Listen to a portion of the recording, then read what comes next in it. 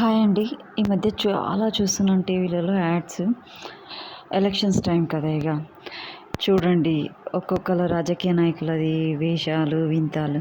కాదండి వాళ్ళు ఎలా చెప్తారు అంటే సారీ అండి మీకు కోపం వస్తే వస్తుండొచ్చు.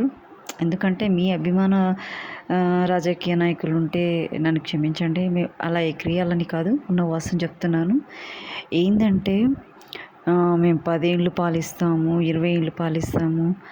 మీరు మీరు ఎన్నేళ్ళు పాలిస్తారనేది మీరు కాదండి చెప్పేది, ప్రజలు చెప్పాలి. అవునా? ప్రజలు చెప్పాలి. మీరు ఎన్నేళ్ళు పాలిస్తారనేది ప్రజలు చెప్పాలి. ఎందుకు ఈ మాట అంటున్నానంటే, మీరు కరెక్ట్గా వర్క్ చేయండి, కరెక్ట్ డిసిషన్స్ తీసుకోండి. ఏ ఒక్కరికి బాధ రాకుండా చూడండి. అంటే బాధ రాకుండా అంటే ఫ్రీగా ఇవ్వడం కాదు, వాళ్ళకు అనుకూలంగా చేయండి. వాళ్ళకి ఇబ్బందులు లేకుండా పవర్ లేకపోవడమే కానీ, రోడ్లు సరిగ్గా లేకపోవడమే కానీ, స్ట్రీట్ లైట్స్ లేకపోవడమే కానీ, పింఛన్లు రాకపోవడం కానీ, ఇలాంటి రైతులకి నీరు కానీ, కరెంటు కానీ, అలాంటి ఇప్పుడు వడ్లు కొనడమే కానీ, ఇలాంటి ఎన్నో ఉంటాయండి ఎక్స్ట్రా. అవునా? ఎన్నో ఉంటాయి. అవునా? అలాంటివన్నీ మీరు ఇన్ టైంలో చేసుకొని వాళ్ళని ఒక కన్న తల్లిలాగా పలకరిస్తూ వాళ్ళ బాధలు తెలుసుకుంటూ వాళ్ళ ప్రాబ్లమ్స్ని సాల్వ్ చేయండి.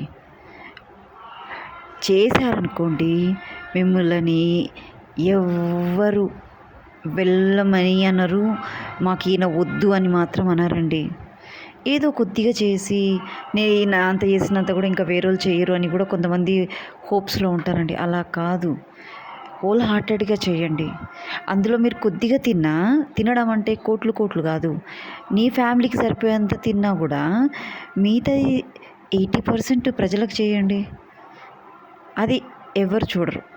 మీరు 75% తిని 25% చేస్తే ప్రతి ఒక్కడు తెలిసిపోతుంది. చదువు రానోనికి తెలుస్తుంది ఎందుకు తినాలండి, పబ్లిక్ సొమ్ము ఎందుకు తినాలి చెప్పండి. పబ్లిక్ సొమ్ము పాపిష్టి సొమ్ము, నిజంగా చెప్తున్నా. అది మన దగ్గరకు వచ్చేసరికి పాపిష్టి సొమ్మే. వాళ్ళ సొమ్ము తిని మనం ఎన్నేళ్ళు బాగుపడతామండి.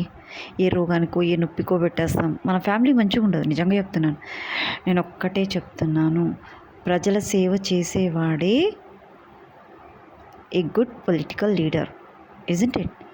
అలాంటి వాడు నేను చెయ్యలేనండి అని ఆ పొలిటికల్ లీడర్ నేను రానండి అన్నా కూడా పబ్లిక్ మరీ కాలు మొక్కి వాళ్ళు గెలిపించుకుంటారండి. అది ఒక్కటి తెలుసుకోండి. రాజకీయ నాయకులకు నేను చెప్పేది ఒక్కటే, అలాంటి చెయ్యండి.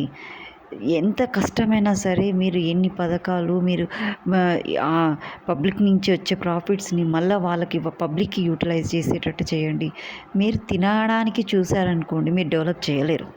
అంతేగాదు, మీరు ఫేమస్ కూడా కాలేరు, మీరు సొసైటీలో ఒక మంచి వ్యక్తిగా కూడా నిలబడలేరు. ఇది మాత్రం ఇంతకుముందు ఒక వీడియోలో చిన్న టిప్ అని నేను చెప్పానండి, షార్ట్ వీడియోలో. ఎందుకన్నాను అనంటే, మనం తిన్న తర్వాతకి టిప్ ఇస్తామన్నమాట. అవునా?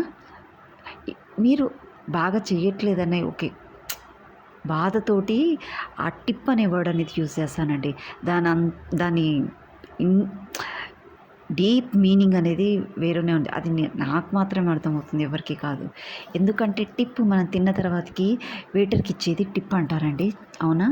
చిన్న టిప్ అని అన్నాను. అది ఏంటంటే, మీరు ఎంత దరిద్రంగా చేస్తున్నారు అనే దాని విషయం మీదనే నేను ఆ మాట అన్నానండి.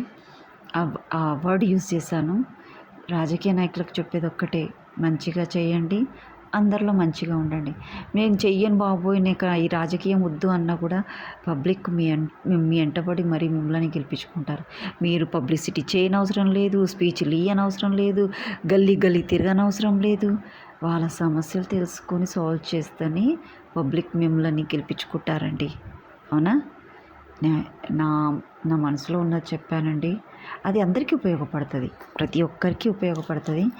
మంచి చేయాలనుకున్న వాళ్ళకి, చెడు చేయాలనుకున్న వాళ్ళకి కాదండి, మంచి చేయాలనుకున్న వాళ్ళకి. Thank you to everyone.